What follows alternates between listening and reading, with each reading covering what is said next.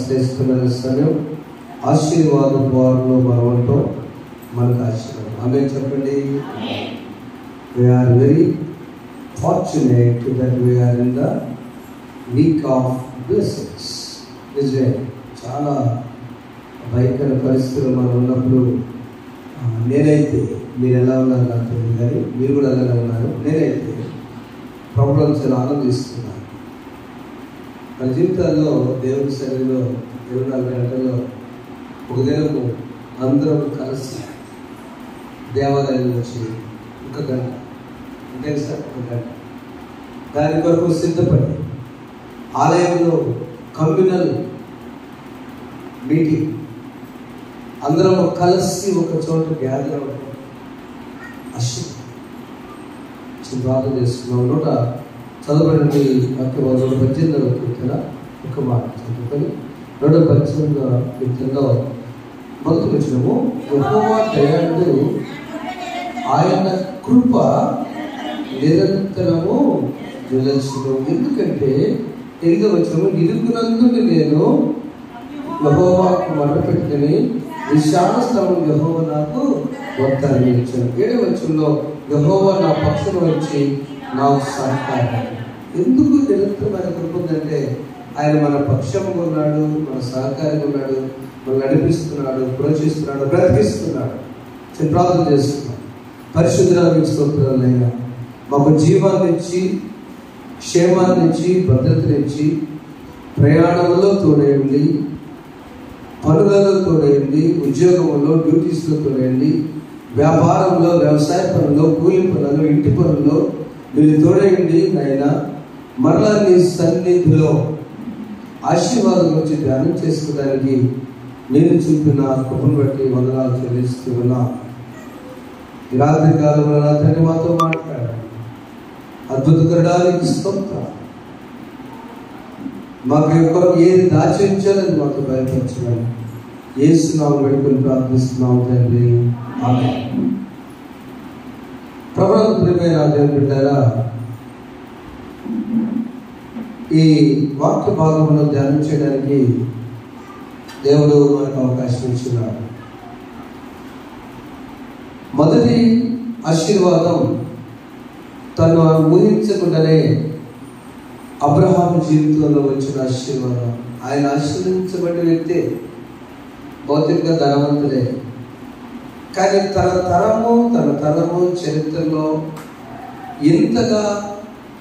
ఇంత గొప్పవాడవుతాడా, గొప్ప జనములకు నిన్ను తండ్రిగా చేస్తాను. ఎవరు భూలోకంలో విశ్వాసి అయినా ఆ విశ్వాసులందరూ కూడా నీ సంతానమే అనేటువంటి ఆశీర్వాదం, ఆధ్యాత్మిక ఆశీర్వాదం అబ్రహాము పొంది ఉన్నారు. తన కుమారుడు ఇస్సాకు విధేయత, తండ్రి అంటే గౌరవం, భక్తి, భయం, క్రమమైన కుటుంబ జీవనం, ప్రార్థనా పరుడు, ఇవన్నీ నింద వేయడం తెలియదు. అది ఎవరి పొరపాటైనా ఆయన ప్రార్థన చేయడం తెలుసు. 20 సంవత్సరాలు యవనస్తులు బిడ్డలు లేకపోతే ఆ భర్త ఊరుకుంటారా? ప్రార్థనే చేస్తారు. ఆ ప్రార్థన ఫలమే ఈ రోజున యాకోబు ఆశీర్వాదానికి నాంది నేను తెలియజేస్తున్నా. నువ్వు భయపడవద్దు అమ్మ రెబెక్కమ్మ, నీ గర్భంలో ఆదికాండం 24వ అధ్యాయం చూడండి ఒకసారి. ఆదికాండం 25వ అధ్యాయంలో తన జననము, యాకోబు జననము తన తల్లి గర్భంలో ఉన్నప్పుడే దేవుని ఏర్పాటేమో కానీ ఒక జనము కదా అంటే మరొక జనపదము అది లోపల నుంచి బయట. ఆ గర్భవతి అయినటువంటి రిబ్కా గర్భములో 22వ ఆమె గర్భములలో శిశువులు ఒకరితో ఒకరు పెరుగులాడు కనుక ఆమె అయ్యో ఇలాగైతే నేను బ్రతుకు ఎందుకు అనుకుని అడగగా ఆ పెయిన్స్, ఆ నొప్పులు, ఆ ప్రసూతి నొప్పులు, ప్రసవ వేదన తట్టుకోలేక ఒకళ్ళైతే పర్లేదు ఇద్దరు లోపల తడుతున్నారు. ఇక్కడ చనిపోతే బాగుంటుంది. రెబెక్క మా మొదటి అనుభవం కదా, ఫస్ట్ డెలివరీ అంటే చాలా, అంతకుముందు అయితే 2వ డెలివరీ అనుభవం ఉంటుంది. కానీ మొదటి ప్రసూతి సమయంలో ఆ టెన్షన్, ఇటు చూస్తే అత్త మామూలు ఇద్దరు లేరు, యజమానులు ఇస్సాకు. అటు చూస్తే బహుశా వాళ్ళు వచ్చినట్టుగా ఎక్కడ లేదు. ఈ పరిస్థితిలో ఒంటరిగా ఉన్నటువంటి రెబెక్క నా గర్భంలో నేను చనిపోతే బాగుంటుందేమో అనుకుని నేను బ్రతుకు ఎందుకని యెహోవాకు చివరగా మనవి చేయగా అప్పుడు యెహోవా ఆమె ఇలా రాశారు అంటే దేవుడు పలికిన మాట. ఇదిగో 23వ వచనంలో 2 జనములు నీ గర్భంలో కలవు, 2 జనపదములు నీ గర్భంలో ప్రత్యేకముగా వచ్చును. ఒక జనపదము కంటే ఒక జనపదము ఫలిస్తున్నాడు. పెద్దవాడు చిన్నవారికి. యాకోబు పుట్టిన మొదట ఎవరు వచ్చారు బయటికి? ఏశావు. రెండవ ఏశావు. యోసేపు అంటేనేమో ఆయన వేరు. యాకోబు ఏశావు.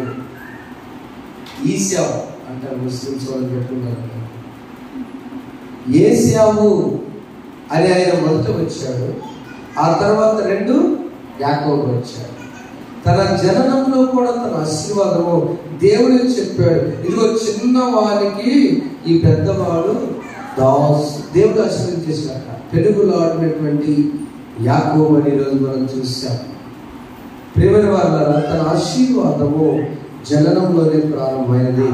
రెండవ ఆశీర్వాదము తను ఎదిగిన తర్వాత జ్యేష్ఠత్వం మనకు తెలుసు కాబట్టి రిఫరెన్స్ లేదు, అది ముఖ్యమైన ముందుకెళ్దాం.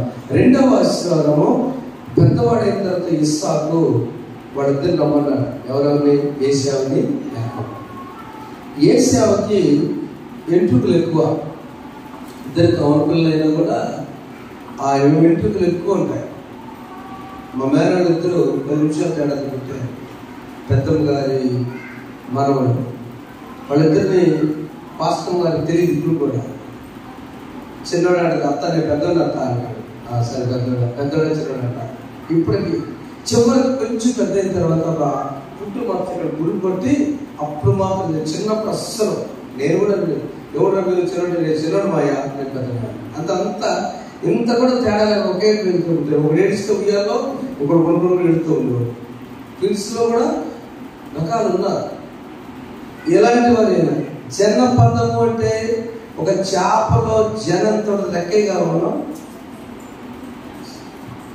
దేవుని ఆశీర్వాదము తన కడుపులో నుంచి బయటికి వచ్చినప్పుడే యాకోబు దేవుడు ఆశీర్వదించమన్నాడు. చప్పలపడదాం దేవుని స్తోత్రం.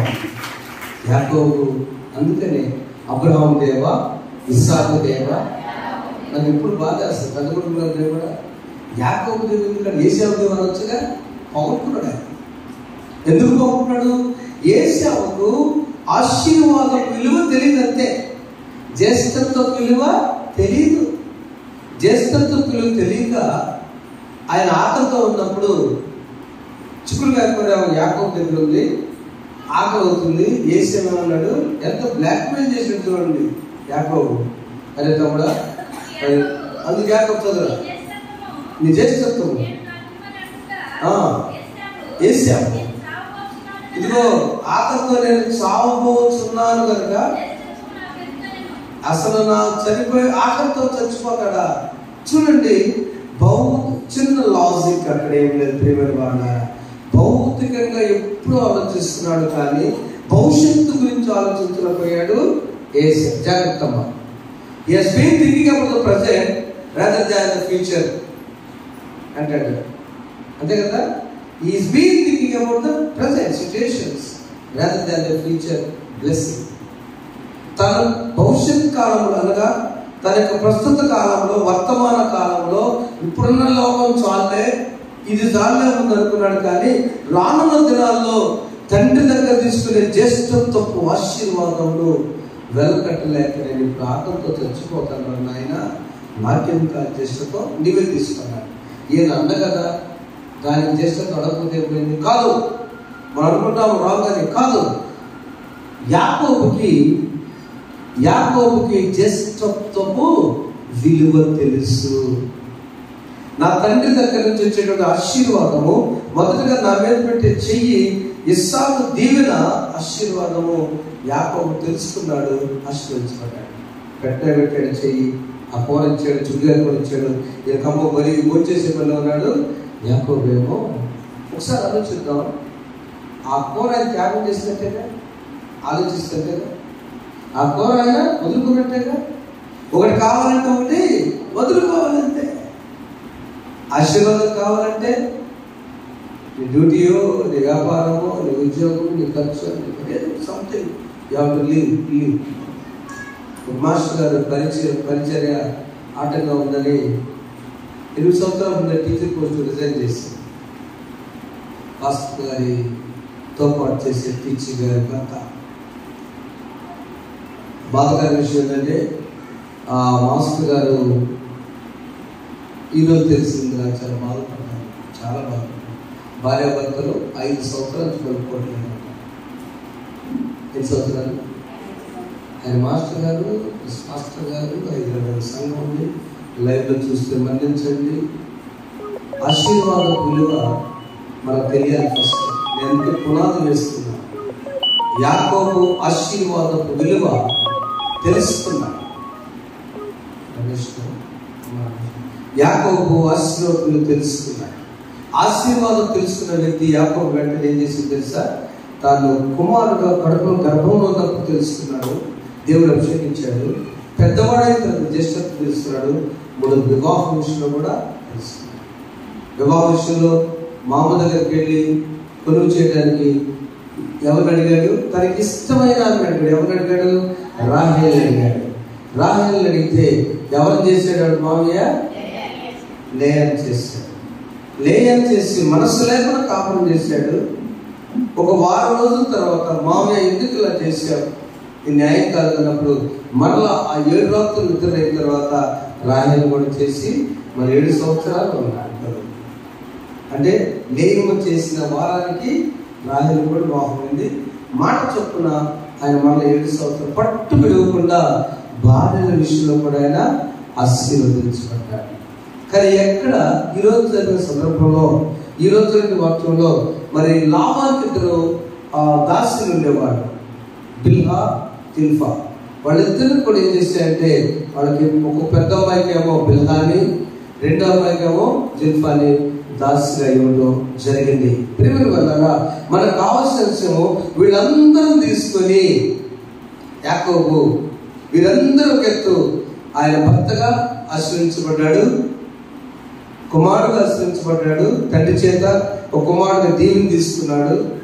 చిన్నప్పుడు గర్భంలోనే ఆశ్రయించబడ్డ దేవుని చేత. అలాంటి ఆశీర్వాదపడిన యాకోబు ఈ రోజున పిల్లలందరితో ఒక మేజర్ సమస్య ఎదుర్కోబోతున్నాడు. వాళ్ళన్నీ ఏశావు చంపేయడానికి రెడీగా ఉన్నాడు. ఏశావు కోపంతో ఉన్నాడు. అయ్యో ఇంకేం లేదు, నా పరిస్థితి ఏంటి, నేను నాకు ఎవరు తోడే ఉంటాను. నాకు చెప్పాడు కదా 118 కీర్తనలో, 118 కీర్తన 5వ వచనం చదివినట్లయితే మంచి మాట దగ్గర, ఇరుకులో నుండి నేను యెహోవాకు మొరపెడితిని, విశాల స్థలమందు. అంతే, ఇరుకుంది ఆయనకి. ఏంటి ఇరుకంటే ఖచ్చితంగా నా అన్న ఇక అయిపోయింది. అక్కడ కొలువు అయిపోయిన తర్వాత 2 భార్యలు, 2 దాసీలు, ఎంతమంది పిల్లలు? 22 రోజులు చదువు. ఆ రాత్రి లేచి 32,22,000 నేటి పాఠ్యం. రాత్రి లేచి తన 2 భార్యలను, 2 దాసీలను, తన 11 మంది పిల్లలు తీసుకొని ఎబ్బోకులు దాటి 12 ఎవరు? బెన్యామీను పుట్ల ఆయన. మరి దేనా రాయాలగా నా బాధ వేసింది. చాలాసేపు చెప్పండి. పుట్టిందా ఒకటికే దేనా పుట్టింది. చూడండి, ఇశ్రాయేలు పురుషుడు ఇచ్చిన ఆధిక్యత అక్కడ వాళ్ళ లెక్కలో కుమార్తె వంశావళి కాదు. కాబట్టి నేను మరలా రిపీట్ చదువుతుంటే అక్కడ దొరకలేదండి. 12 మంది రాయాలి పిల్లలు. దేనా కూడా ఉంది అక్కడ. దేనాన్ని అక్కడ పక్కన పెట్టి ఎవరైతే గోత్రములకు ఆశీర్వాదకాన్ని వెళ్ళబోతున్నారో, ఎవరైతే పెదనాన్నగారు ఏశావు సంతోషపడతాడో, కూతురు కూడా సంతోషపడతాడు. ఎవరైతే అని చెప్పి 11 మంది పిల్లలు అంటే దేనా కూడా ఉన్నదట. అయితే దేవుడి దృష్టిలో వీళ్ళందరూ తీసుకురండి, అందరు అమ్మ మీరు వెళ్ళిపోయి ఇదిగో మీరు వెళ్ళండి, ముందు నేను నా అన్న దగ్గర నేను చివరిలో వస్తానని ఆ రాత్రి తన కుటుంబముతో గడిపిన రాత్రి. తన కుటుంబంతో ఇక నా ముందర ఇరుకున్నది. ఒక దైవజనుడు మంచి పాట రాశాడు. ఇరుకునందుండి నేను ప్రభువుకు మోర పెట్టి తిని, విశాల స్థలమందాయన నాకు ఉత్తరమిచ్చెను.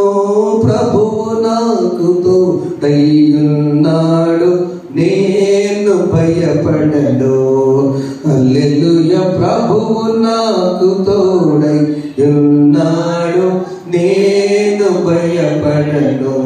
నరులేమి చేయగలరు, నరులేమి చేయగలరు, నరులేమి చేయగలరు, నరులేమి చేయగలరు, నరులేమి చేయగలరు.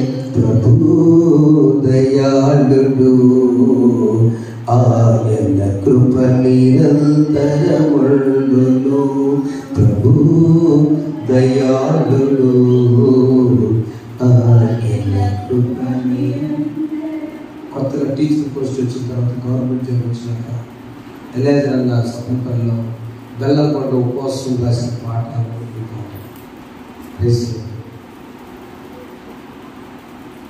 రాత్రి ఆశీర్వాదానికి ముందు ఫ్యామిలీ మొత్తం మీరు వెళ్ళండి అంతే. నేను మాత్రము ఈ రాత్రి నేను నా దేవుడితో పోరాడతాను. ఆశీర్వాదం అంటే సింపుల్ వచ్చేది కాదండి, అది పోరాటం. ఆయన కడుపులో పెరుగులాడు కదా, అక్కడ పోరాటం కదా. కొడుకుగా దీవెన తీసుకోవడానికి జ్యేష్ఠత్వం కోసం ఏదో త్యాగం చేసి ట్రైల్ వేసి ఆయన చర్మం వెంట్రుకలు ఏది వేసేవారికి నేను దానికి కావాల్సిన కవర్ చేసుకొని మొత్తానికి వ్యక్తం చేశారు కదా. వివాహం విషయంలో అనుకున్నాను కాదని లేయం చేస్తే అక్కడ కూడా పోరాటమే కదా. కానీ ఎక్కడ కూడా యాకోబు దేవుని విషయంలో మాత్రం అలా లేడు. ఏదో కూడా దేవుడితేనే పట్టుదల ఇచ్చాలని. ఇప్పుడు ఈ రాత్రి ఆయన నీ పేరేమని అడగగా 24 చదువు. యాకోబు ఒక్కడు మిగిలిపోయాను, అతనితో పెరుగులాడాను, దేవునితో అతను గెలవకుండా చూచి తొడగూటి మీద అతని కొట్టెను.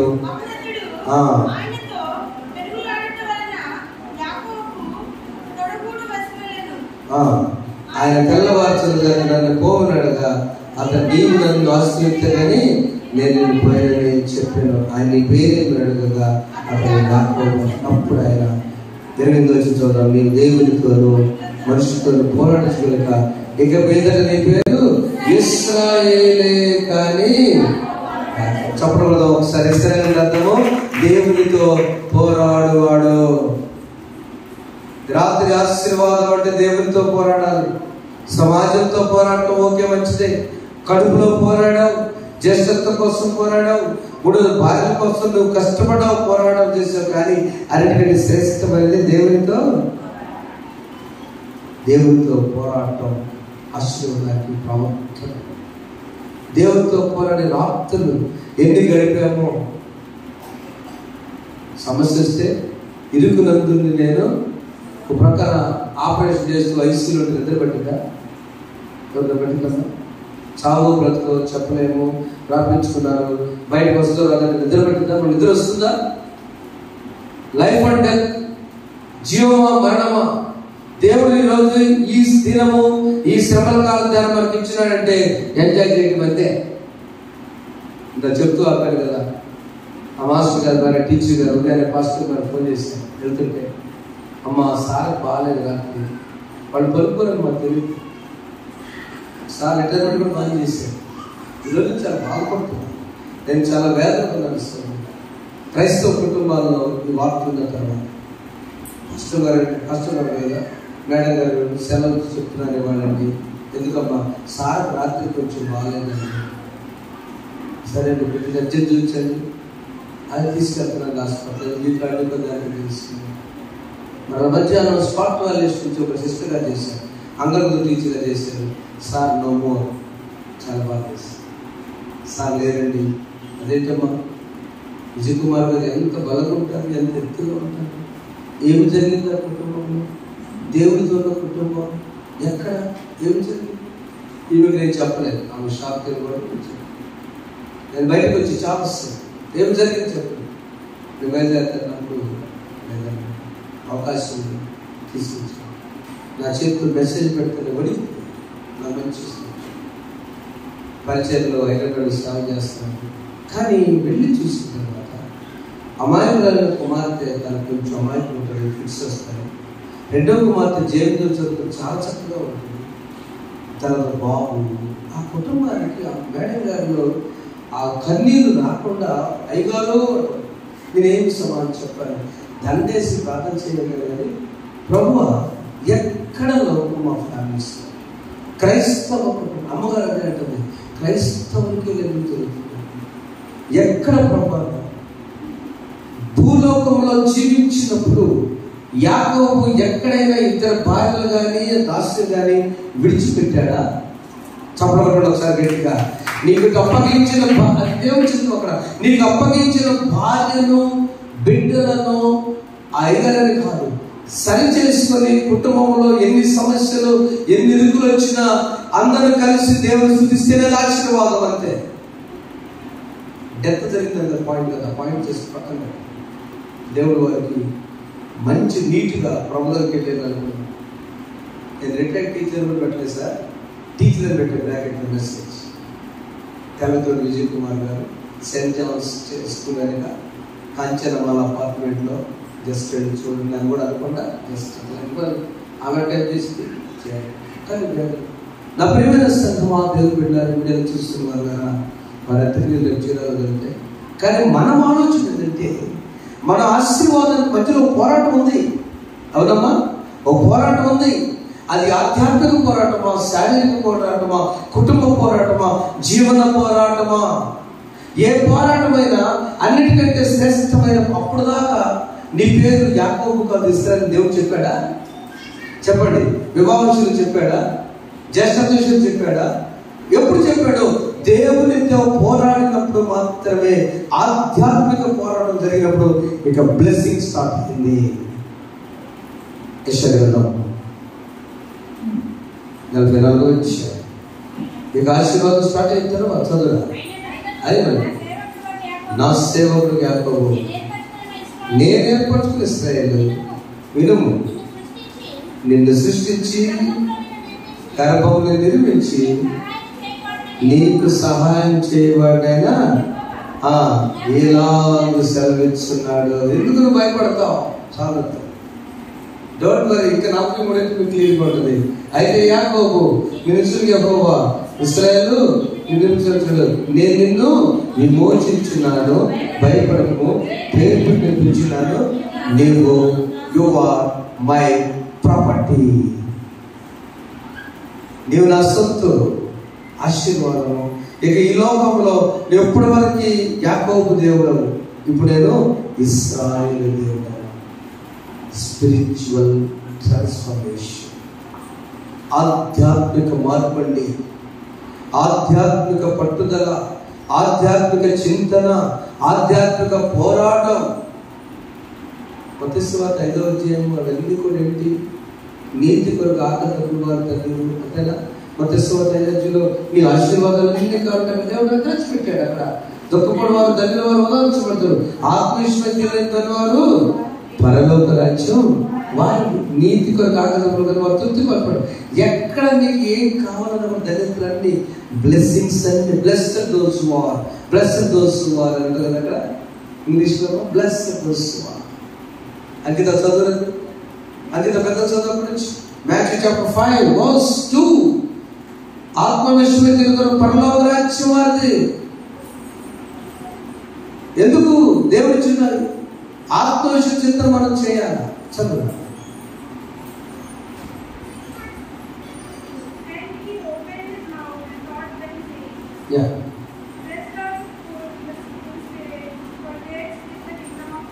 అంతే.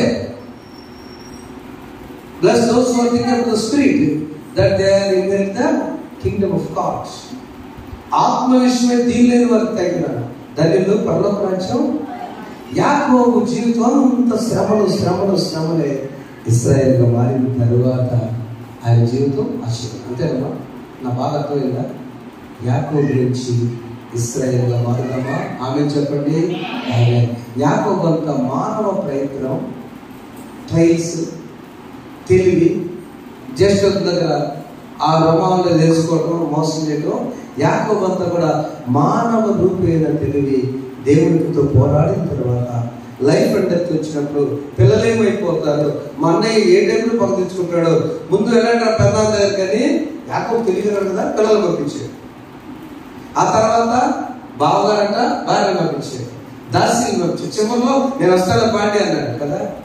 జాలి కలిగినటువంటి మనస్సు మా అన్నయ్యకి వస్తుందని ఆలోచన, జ్ఞానం కూడా తెలియగలరు. నేను మాత్రం ఇక్కడ ఒంటరిగా నేను పోరాడుతాను. యజమానులారా, my dear sons and brothers, please pray for your generations. అప్పుడు చేసావు కౌగిలించుకోలేదు. అసలు వారిద్దరు కన్నీరు విడిచిరి. చప్పడగొట్టున్నాము గట్టిగా. దేవుడికి అన్నదమ్ముల ఐక్యత ఎక్కడొచ్చింది? మామూలుగా వెళ్తే చంపేసేవాడు, కానీ ఇప్పుడు యాకోబు ఇశ్రాయేలు, ఆయన ఇశ్రాయేలు. అన్నయ్య నా సీరియల్ మొత్తం చెప్తాడు, నేను ఎంత మోసం చేసుకొచ్చాను అన్నయ్య, ఒక పేరు తెచ్చుకొని కూర్చున్నాము కదా అన్నయ్య. నా ప్రియమైన సంగమా, దేవుడైన ఇరుకునందుని నేను యెహోవాకు మొరపెట్టగా ఆయన నాకు ఉత్తరం ఇచ్చాడు కదండి. ఏ కష్టంలో మొరపెట్టావో సోదరా, సహోదరి, ఏ కష్టంలో పెనుగులాడావో అక్కడ ఆశీర్వాదం దాగి ఉంది. నీ కొరకు దీవెన దాగి ఉంది. నువ్వు జలంలో పడి వెళ్ళినా అవి నిన్నేమి చేయను, అగ్గిలో నడిచిన నిన్ను జ్వాలను కాల్చవు, నువ్వు ఇరుకునందులో నేను విమోచిస్తాను. ఇక నువ్వు ఫస్ట్ పాయింట్ ఏంటంటే భయపడకుము. చెప్పండి, భయపడవద్దు. నీవు నా సొత్తు, ప్రాపర్టీ. ఆర్థికపరమైన ఏం కాదు. అనారోగ్యమా ప్రభు స్వస్థపరుస్తాడు. కుటుంబంలో మనశ్శాంతి లేని జీవితమా ఆయన చూసుకుంటాడు. బిడ్డల వివాహాల నువ్వు నా సొత్తు అంటే అసలు ఆయన తెలియదు ఆ సంగతి.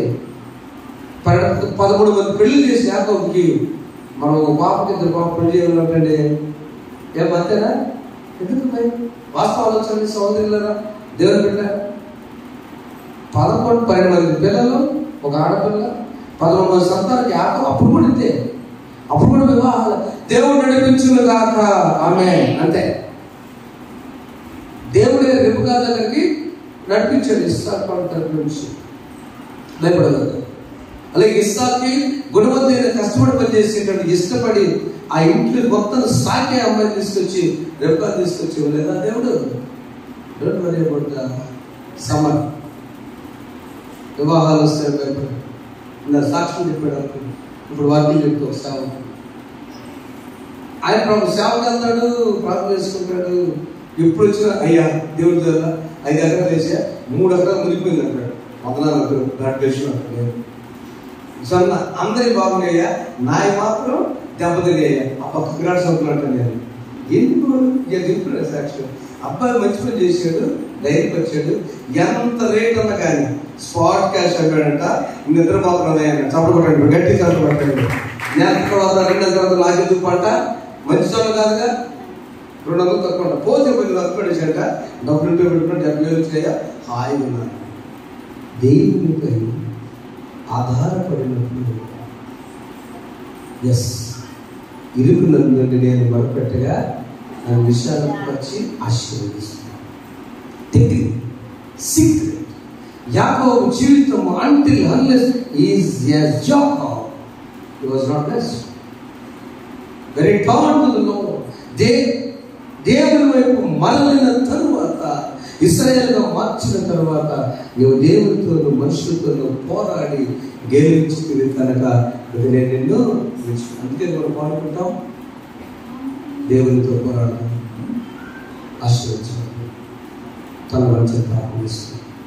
నిన్ను నేను విడువను దేవా, నీవు నన్ను దీవించు వరకు, నిన్ను నేను విడువను దేవా, నిన్ను నమ్మిన వారల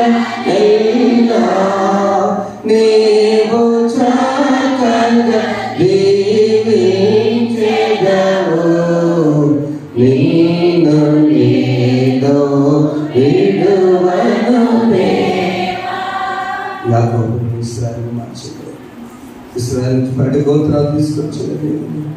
ఈ రోజు మనకు ఇశ్రాయేలు సమానం ఒక్కటే సూత్రం.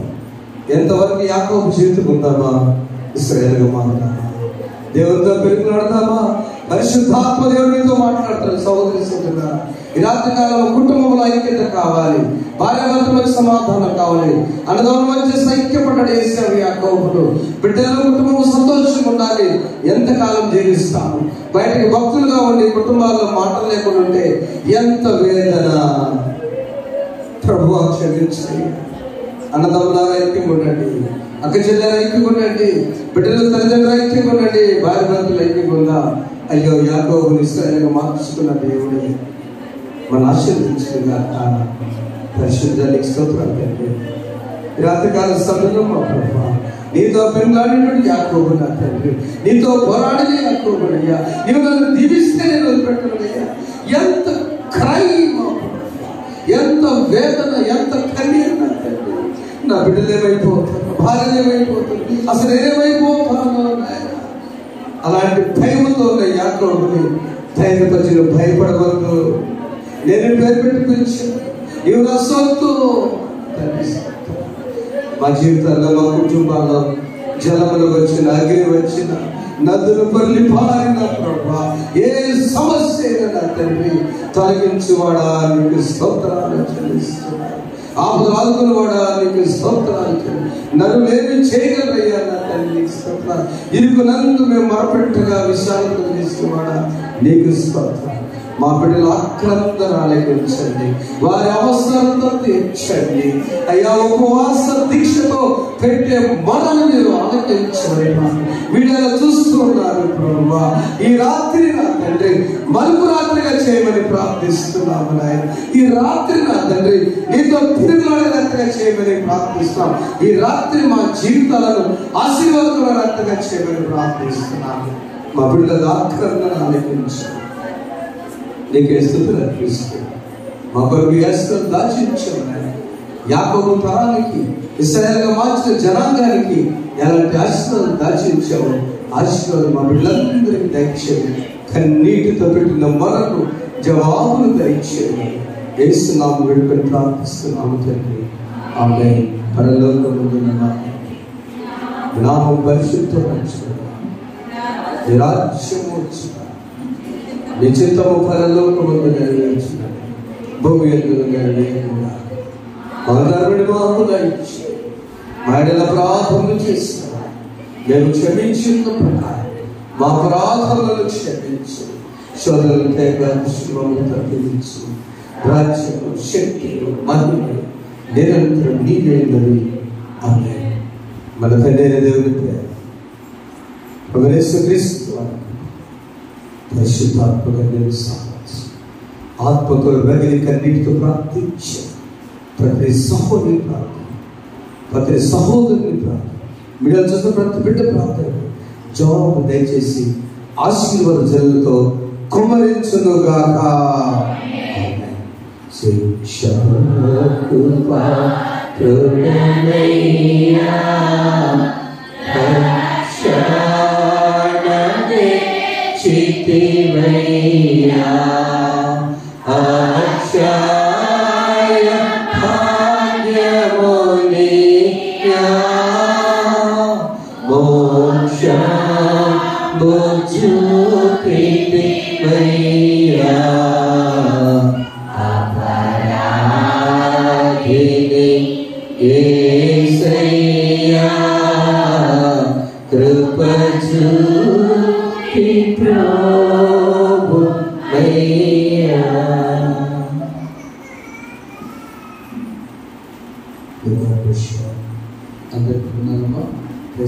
రాత్రి వచ్చిన వరకు చేసిన ప్రభు పరిశుద్ధాత్మతో అందరూ ప్రార్థన చేశారా? అదనాలు నరకేశ్వరాలు అందరూ కరెక్ట్గా ప్రార్థన చేశారు. ఒక్కరు ఈ రాత్రి మీకు వెలుగొచ్చినప్పుడల్లా 3 సార్లు ప్రార్థించారు. ఏ ప్రార్థన అంటే ఆత్మ విషయమే ప్రార్థించారు. దేవా మా కుటుంబాన్ని ఆధ్యాత్మిక బలపరచు. రెండవ ప్రార్థన మా కుటుంబాన్ని ఆత్మదేవులు వెలిగించి. మూడవ మా కుటుంబాలను వర్ధల చేయాలి కదా. దేవుని ఎప్పుడు వెలుకొచ్చినప్పుడు ప్రార్థన దేవుడు యాకోబు రాత్రితో పెట్టుకుని కాకపోయినా మనం ఎప్పుడు వెలుకొచ్చినప్పుడు 3 సార్లు ప్రార్థన. మొదలు పడుకున్నప్పుడు ప్రార్థించి పడుకోండి, అండ్ మధ్యలో ఒకసారి చేయండి, వేకుడు జాబ్ చేయండి. ప్రభు మీ ప్రార్థన ఆలకించుగాక.